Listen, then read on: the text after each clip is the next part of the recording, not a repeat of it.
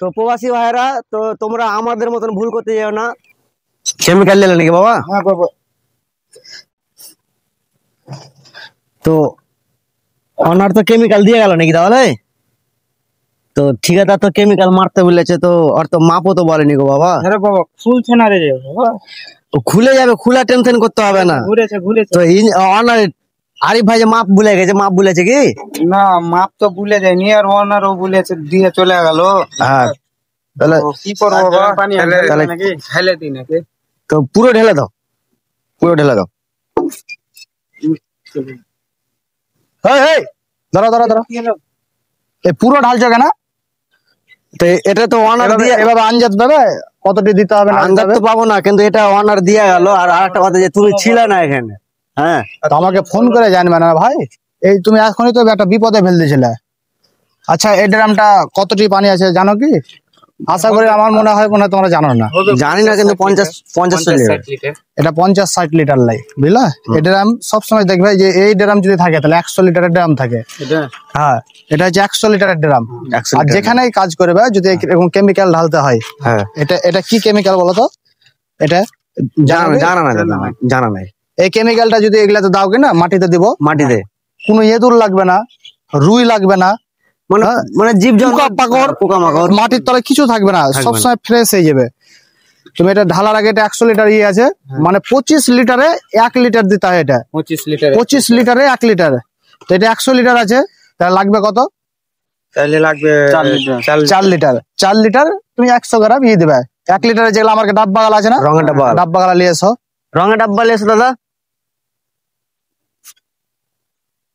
চলো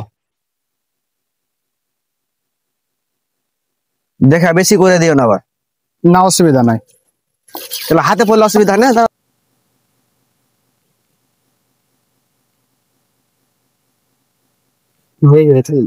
চার সরো হটাও। এটা এখানে এটা কি করতে হবে বলো তো?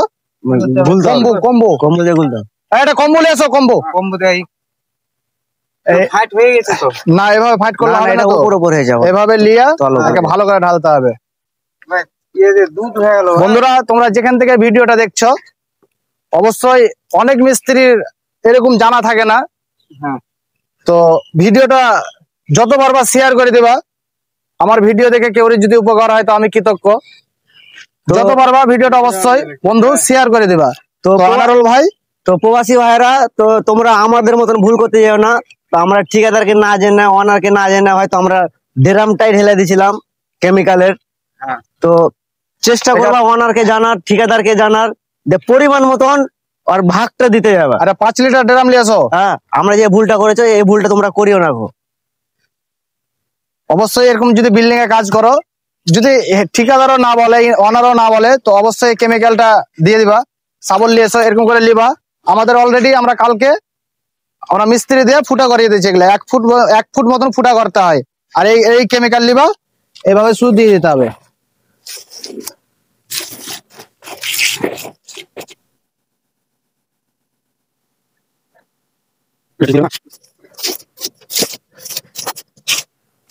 এভাবে দিলে কি হবে, বিল্ডিংটাই কোনোদিন পরবর্তীতে পুরাতন, যখন 10 বছর পুরাতন হয়ে যাবে, কোনোদিন গেলে ভিতরে যেরকম আমাদের দেশে কি হয়, আমরা ঢেলে দিই, নিচে দিকে ইঁদুর ঢুকে দিকে ফুটা হয়ে যায়। জীবন থাকে ইঁদুর ঢুকবে না, এটা গ্যারান্টি। আর যখনই করবা, এটা শাবলটা দেখে বাবু, এই শাবল লিবা। আমরা অবশ্যই কালকে ফুটা করে দিয়েছি, এরকম 1 ফুট মতন ফুটা করতে হবে। আর এইভাবে ফুটা করে দিতে হবে, দিয়ে এই জায়গাটায় দিয়ে দিতে হবে অল্প করে। এরকম গোটাই জায়গাতে 1 ফুট 1.5 ফুট পর পর ফুটা করে দিতে হবে। তো অবশ্যই যেখান থেকে ভিডিওটা দেখছো বন্ধু, একটা শেয়ার করে দিবা, যেন অন্য বন্ধুরা দেখতে পায়, এবং যার জানা না আছে তেও জানতে পারবে জিনিসটা। তো অবশ্যই শেয়ার করতে ভুলবা না। ঠিক আছে বন্ধু, ভালো থাকো।